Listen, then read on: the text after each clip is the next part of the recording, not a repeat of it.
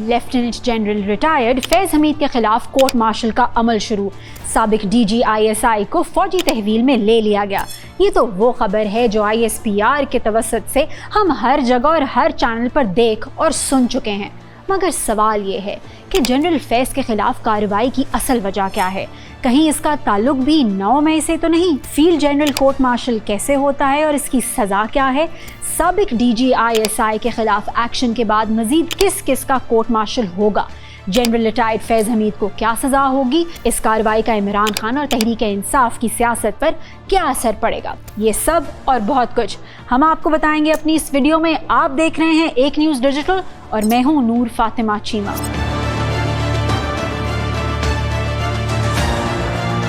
پاک فوج کے شعبۂ تعلقات عامہ کے مطابق ISI کے سابق سربراہ لیفٹیننٹ جنرل ریٹائرڈ فیض حمید کے خلاف فیلڈ جنرل کورٹ مارشل کا عمل شروع کرتے ہوئے انہیں فوجی تحویل میں لے لیا گیا ہے۔ پیر 12 اگست کو ISPR کی جانب سے جاری بیان میں کہا گیا کہ سپریم کورٹ کے احکامات کی تعمیل کرتے ہوئے سابق انٹیلیجنس چیف کے خلاف ٹاپ سٹی کیس میں درج شکایات کی تحقیقات کی گئیں، جس کے نتیجے میں ان کے خلاف سخت تادیبی کارروائی شروع کر دی گئی ہے۔ ٹاپ سٹی کیس کے علاوہ جنرل فیض کے حوالے سے ریٹائرمنٹ کے بعد آرمی ایکٹ کی خلاف ورزی کے کئی دیگر واقعات بھی اسٹیبلش ہوئے ہیں۔ پہلے یہ جان لیتے ہیں کہ سابق DGISI کے لیے مصیبت بننے والا ٹاپ سٹی کیس آخر کیا ہے اور سپریم کورٹ نے اس کیس میں کیا حکم دیا تھا۔ یہ کیس دراصل ٹاپ سٹی ہاؤسنگ سوسائٹی اسلام آباد سے متعلق ہے، جس کے مالک کنور معیز احمد خان نے نومبر 2023 میں سپریم کورٹ میں ایک درخواست دائر کی تھی کہ جس میں جنرل فیض حمید پر اختیارات کے ناجائز استعمال کا الزام عائد کیا گیا تھا۔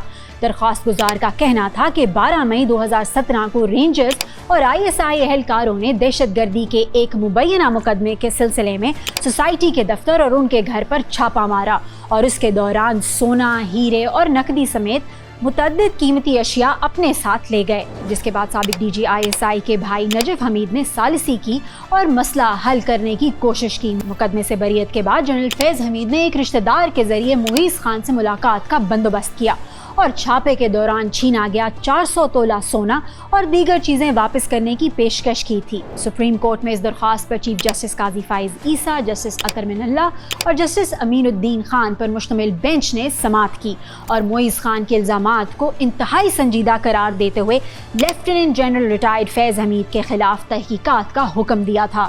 اس حکم کی تعمیل میں پہلے اپریل 2024 میں ایک تحقیقاتی کمیٹی قائم کی گئی اور اب کورٹ مارشل کی کارروائی بھی شروع کر دی گئی ہے۔ سابق DGISI کی جانب سے ریٹائرمنٹ کے بعد آرمی ایکٹ کی دیگر خلاف ورزیوں کی بات کریں تو ISPR نے بھلے ہی اس حوالے سے کوئی وضاحت نہیں کی، مگر سابق PTI رہنما سینیٹر فیصل واڈا کی باتوں سے لگتا ہے کہ جیسے سانحہ 9 مئی وغیرہ میں بھی فیض حمید کا کلیدی کردار تھا۔ فیصل واڈا کا کہنا ہے کہ سابق DGISI اکیلے نہیں بلکہ یہ ایک پورا گینگ ہے جس میں عمران خان، تحریک انصاف اور اہم عہدوں پر بیٹھے کئی لوگ شامل ہیں۔ فیصل واڈا کے مطابق فیض حمید کے خلاف ٹاپ سٹی کا کیس بہت معمولی نوعیت کا ہے۔ اصل کیس پاکستان کے خلاف سازش کا کیس ہے۔ ابھی تو ارشد شریف کے قتل سے لے کر 9 مئی تک بہت کچھ کھلنا ہے۔